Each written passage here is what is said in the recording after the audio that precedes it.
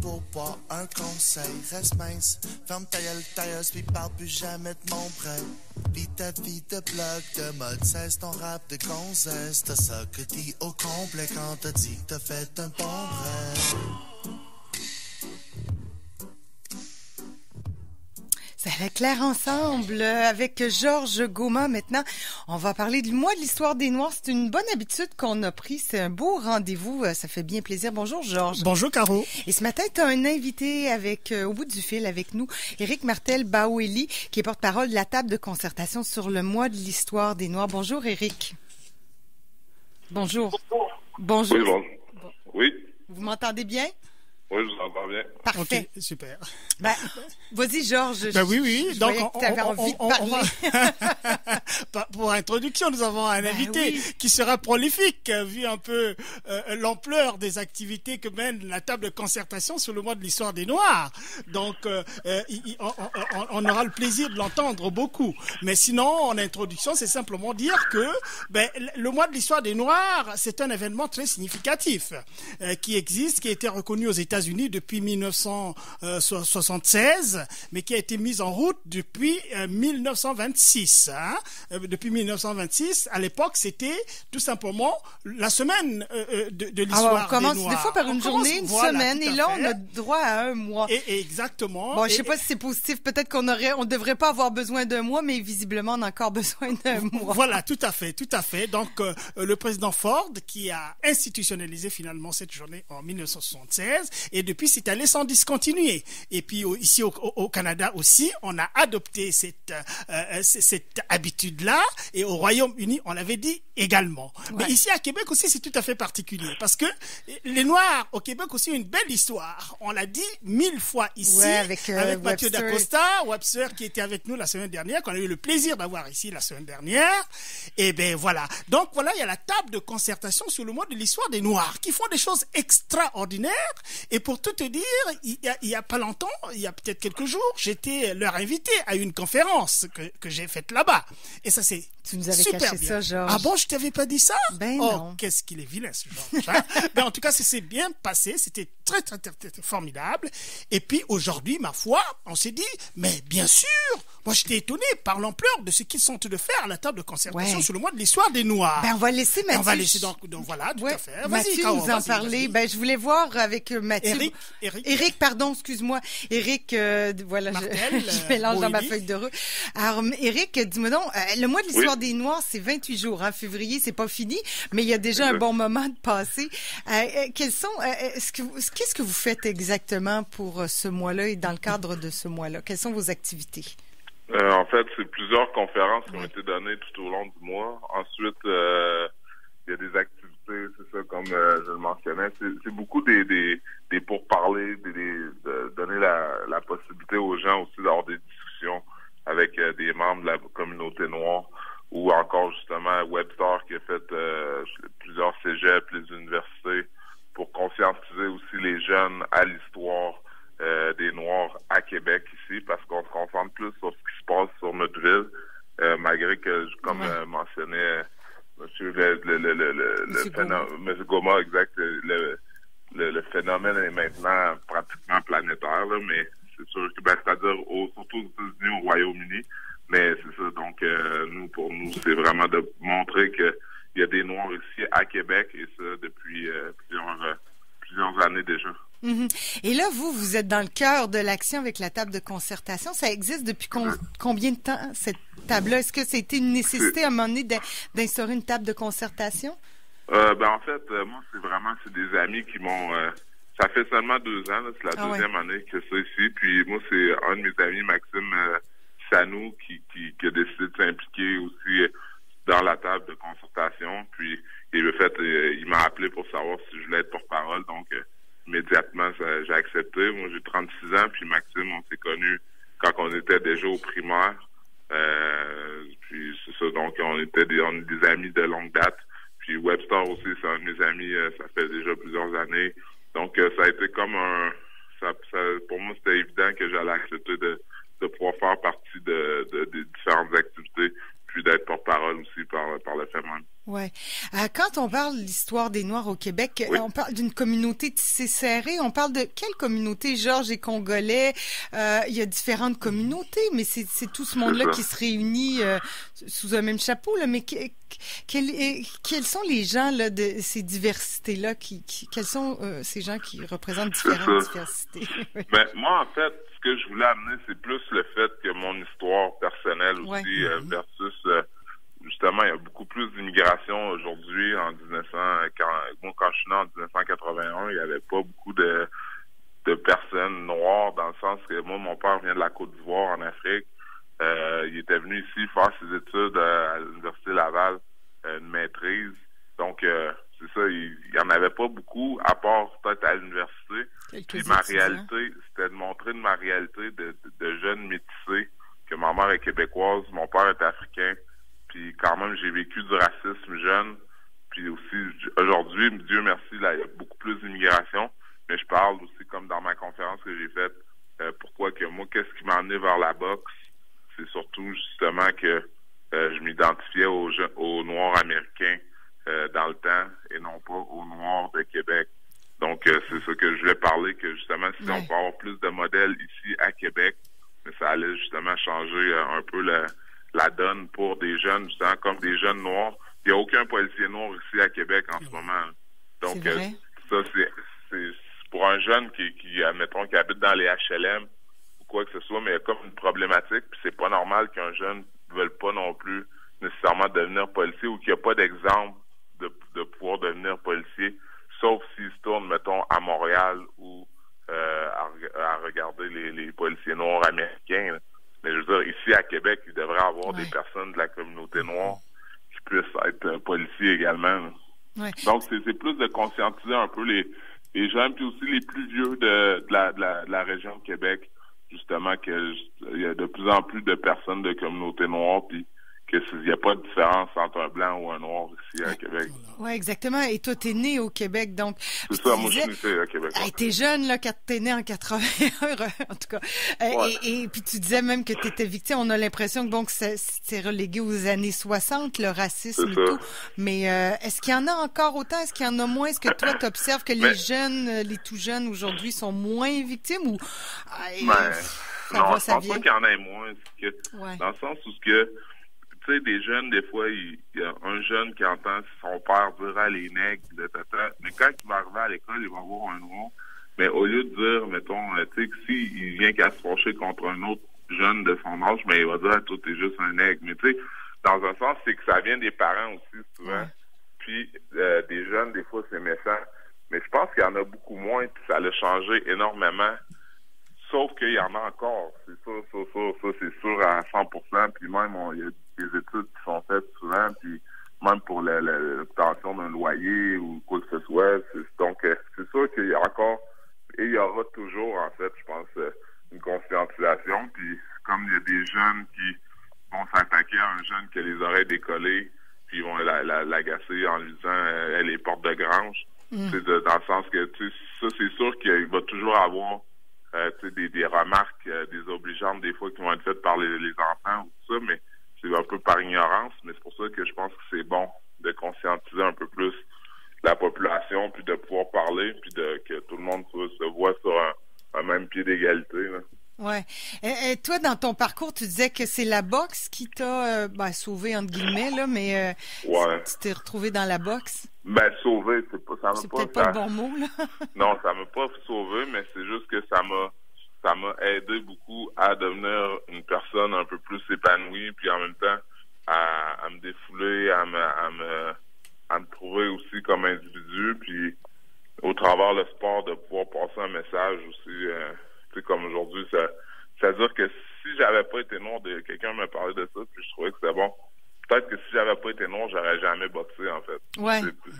Je pense que je serais peut-être allé vers d'autres choses, mais quand même, aujourd'hui, c'est sans regret, puis je suis content de mon parcours, malgré tout, puis même si c'est un sport qui est pas facile, mais je pense que, justement, il y aurait eu peut-être plus de possibilités, même dans différents sports, si j'avais pas été noir. Ouais. Ouais. Oui, écoute, moi ce que c'est très très intéressant. Caro, tu vois déjà que c'est une très belle mise en jambe par rapport à nos émissions prochaines. On avait commencé par les catégories des diasporas ici en Amérique du Nord et qu'on avait vu qu'il y avait les anciens, la première diaspora connue, c'est celle des Noirs américains qui sont venus en esclavage. La deuxième, c'est des immigrants, comme évidemment Monsieur Martel, Eric parle de son père qui est venu en immigration. Et c'est le cas de mon cas également, puis je suis venu en immigration, et nous avons des enfants qui sont nés ici. Eric est né ici, et puis voilà, qui est-il, Eric? Qui sont-ils nos enfants qui sont nés ici, qu'on renvoie toujours dans les filets de l'Afrique, alors qu'ils parfois ne connaissent pas du tout l'Afrique? C'est ça le problème. C'est ça que je trouve drôle, puis c'est bien que vous en parliez, parce que souvent les gens, parce que je suis allé en Côte d'Ivoire dernièrement, je suis allé au mois d'octobre, puis ça faisait 17 ans que j'étais pas allé.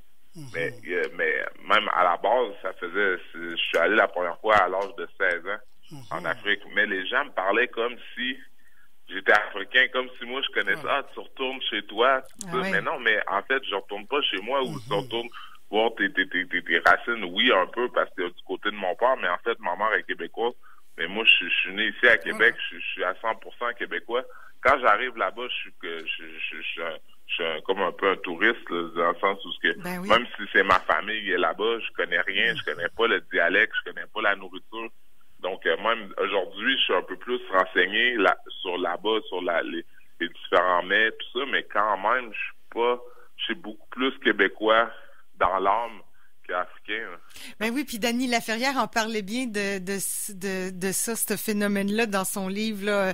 Le titre, parce que je veux le dire, m'échappe, mais quand il était en Haïti, c'est un Québécois, quand il est au Québec, c'est un Haïtien. Les problèmes d'identité, c'est pas toujours évident. Et puis toi, t'es né Québécois, visiblement, t'entends parler, bel et bien l'accent québécois. Mais il y a la couleur de la peau, veut pas, vous allez, les Africains, en général, ils ont la couleur foncée, hein. Donc, c'est pas... Mais souvent, qu'est-ce que ma mère me disait aussi quand j'étais plus jeune, qu'est-ce qui l'insultait, c'est quand je suis né en 1981, c'est les gens demandaient à ma mère, ça vous a pris combien de temps de l'avoir? Mais tu sais, ma mère était offusquée en disant, ça m'a pris 9 mois comme tout le monde, dans le sens que je suis pas adopté. C'est comme si les gens, souvent, s'imaginent pas que tu puisses avoir un de tes deux parents qui est blanc. C'est comme si à chaque fois, c'est comme si on avait été adopté. Mais souvent, encore aujourd'hui, les gens s'imaginent que je suis adopté, mais pourtant, ils devraient voir la différence de couleur. Ou les gens, on dirait, sont pas conscientisés. Aussitôt que ils voient une personne plus foncée ou quoi que ce soit, souvent, c'est « Ah, tu dois être adopté ». Mais non, même Martel Baweli, déjà, automatiquement, avec le nom Baweli, tu vois que c'est impossible. Mais en tout cas, ça, c'est des petites frustrations, je veux dire, internes. C'est pas majeur, mais c'est quand même, ça reste que on est encore, des fois, à des années-lumière de on se rend compte que les gens pourraient savoir, là. Ouais, on a l'impression qu'on est en 2018. C'est pas tout réglé, là. Il y a encore des combats à faire. Puis, je dis des combats, mais en fait, c'est de changer des mentalités, c'est de l'éducation aussi. Puis ça part à l'école, peut-être aussi, si, disons que les parents ont une mentalité fermée, au moins qu'à l'école, les jeunes puissent en apprendre. On l'a vu la semaine dernière, Webster qui fait un travail extraordinaire dans les cégeps. Puis c'est le travail aussi, j'imagine, que vous faites à la table de concertation aussi, là. Oui, exactement. Oui, mais c'est cela. Moi, ce qui est important dans cette affaire-là, c'est la notion de contribution. Parce que quand on évoque le mois de l'histoire des Noirs, il y a la notion de contribution. Aux États-Unis, on voit très bien quelle a été la contribution des Noirs, n'est-ce pas, dans la construction de la société américaine. Et c'est la même chose qu'on dirait ici au Québec. La contribution des Noirs dans la construction ou bien l'évolution, le progrès de la société. Et évidemment, c'est quand même dommage qu'en plein 21e siècle, évidemment, qu'on reste encore à des considérations qui sont vieillottes. Des considérations qui sont vieillottes, qui permettent de juger les gens par la couleur de la peau, par la race. On voit très bien aussi la dangerosité du mot race, parce que la race, c'est quoi? La race noire, la race blanche, la race rouge. Et quand je vois Eric, de quelle race est-il? Est-il la race blanche? Est-il la race noire? Je n'en sais rien. Et pourtant, on le renvoie vers la race noire, mais sa mère, elle est à 50% quand même blanc, à ce que je sache. Donc voilà, il y a un peu ces stéréotypes-là qui ont la vie dure en nous, et qui, au fond, plutôt que de progresser, nous renvoie toujours en arrière. Et regardez un peu l'identité de la personne. Quelle est son identité propre? Quelle est sa culture? En fait, qu'est-ce qu'il peut apporter à la société? Et c'est ça qui devait être très important. Plutôt que la catégorisation aussi des métiers. Ce que j'ai entendu dans le discours d'Éric, la catégorisation des métiers, la boxe, ce sont les noirs. Voilà, il va faire la boxe et il s'épanouit là-dedans. Et il va faire la course ou bien le sport, où il fait la musique, et on s'épanouit là-dedans. Et ça, c'est quand même assez lamentable que de renvoyer des gens, alors que Éric pouvait bien être excellé dans la médecine, avoir un cabinet médical ici à Québec, avoir une clientèle florissante et soigner bien les gens, et ainsi de suite. Et on avance, quoi. Voilà. Bon, c'était le commentaire éditorial de Georges Gomard. Mais tout à fait juste, je pense. Bon, Éric, voilà. Merci beaucoup pour ce temps. Tu avais une dernière question? Peut-être une dernière question, Georges? Non, c'est très bien. C'était très bien. Il a parlé de son expérience personnelle, ce qui est formidable. Et quand on a des expériences personnelles dans nos émissions comme ça donne beaucoup plus de tonus à ce que nous disons. Et puis, voilà. Sinon, ce que je voulais peut-être ajouter... merci. Je veux juste remercier Éric, Georges. Merci beaucoup, Éric Martel-Boilly. Et puis bonne fin de mois de l'histoire des Noirs, parce que c'est pas fini. Il reste encore 8 jours et puis on va en profiter. Tout à fait. Georges, je voulais ajouter quelque chose. Je te laisse parler encore quelques minutes. Voilà, tout à fait. Là encore, Caro, figure-toi, puisque j'ai parlé de la contribution, et ça, j'y tiens vraiment, parce que quand on voit toute la littérature autour de l'histoire des Mois des Noirs, parce que c'est bien sûr les contributions des Noirs, mais il y a aussi une revendication derrière. Quand on sait l'Amérique, les États-Unis, comment est-ce que ça a fonctionné? La Constitution des États-Unis de 1789, c'est une constitution qui n'a pas été changée. Il n'a pas été changé, mais il a été modifié. Il a été amendé au cours de l'histoire. Et dans cet amendement, ce qu'on a constaté, on a réduit un peu les pouvoirs des gouvernants et on a amplifié les droits des citoyens, tu vois. Et donc, les Noirs et les femmes aussi ont beaucoup bénéficié, dans le changement de la Constitution des États-Unis. Et là, par exemple, Caro, figure-toi que les pendules, on a besoin de la montre, là. L'horloge. L'horloge. Mais les pendules étaient inventé par un Noir. Le savais-tu? Non. Ben Benker. Je veux dire encore, l'industrie du sucre a été la performance dans l'industrie du raffinement du sucre, c'était Norbert Rieu, qui est aussi un Noir. La torpille anti-navire, ceux qui vont en guerre là, torpille anti-navire, ça a été créé par Andreas Reboussa, qui est un Noir. L'ascenseur a été créé par Alexander Miles, qui est un Noir. Mais l'amélioration des chariots, les chariots, et ainsi par un Noir. Le premier physicien noir de l'ère moderne. Amélioration des cheminées de locomotives aussi, tu vois. Les inspecteurs à feu. La lubrification des cylindres à vapeur. La presse à imprimerie. Les lunettes de protection. Les lampes électriques. La machine pour fabriquer les chaussures durables. Les batteurs à eux, tu vois, quand tu fais tes œufs là, le batteur là, voilà, c'est toujours inventé par un Noir. Je vais terminer. Il a dit c'est très langue. J'ai sélectionné quelques. On aime la guitare. Tu sais la guitare. Mais oui. Mais la guitare aussi a été créée par Robert Flemings, qui est un Noir. La transmission des messages électriques, les systèmes et les appareils téléphoniques, la construction de tunnels à voie ferrée, les télégraphies en chemin de fer électrique, ça c'est Granville Woods, qui est également un Noir. Vous voyez? Donc il y a beaucoup de choses de notre vie quotidienne qu'on peut pas imaginer un seul instant que ça a été créé par un Noir. Et les gens qui ont travaillé autour de ça s'inquiètent quand même que ces choses-là aient été cachées, qu'on ne dise pas ouvertement que telle chose qui nous est pratique dans la vie a été créée par un Noir. Vous voyez? Donc ça, c'est Chronique d'Afrique noire, à CKRL, les matins éphémères aussi sont là pour... Il nous reste encore un autre mardi pour compléter ce mois de février du mois de l'histoire des Noirs. On se reparle mardi prochain, Georges. On se reparle mardi prochain. C'est un grand plaisir. Merci. C'est toujours une belle recherche quand même que tu as fait là pour trouver ça. Bon, j'en profite pour remercier, il me reste encore quelques petites secondes pour remercier mes invités de ce matin. Jean Carrier qui nous parlait sport sport, bien sûr, de tous ces résultats, des beaux résultats. Il y a quelques déceptions, mais attardons-nous là sur les résultats positifs et ces médailles d'or qu'on a gagnées hier. L'aventure se poursuit aujourd'hui à Pyeongchang. Bon, évidemment, là, c'est la nuit qui commence, mais en tout cas, on a parlé aussi à Mathieu Drouin des charmantes soirées. La prochaine charmante soirée, harmoniser musique et musée, c'est une conférence présentée par Stéphane Doyon, restaurateur passionné d'histoire. Alors, si la musique vous intéresse, et les Augustines aussi, pas les Augustines, mais plutôt les Ursulines, ça va se passer à la salle de réception de l'École des Ursulines de Québec, dans un endroit enchanteur. On va parler d'instruments de musique. Il y aura une exposition aussi en lien avec tout ça où on va vous présenter des instruments de musique.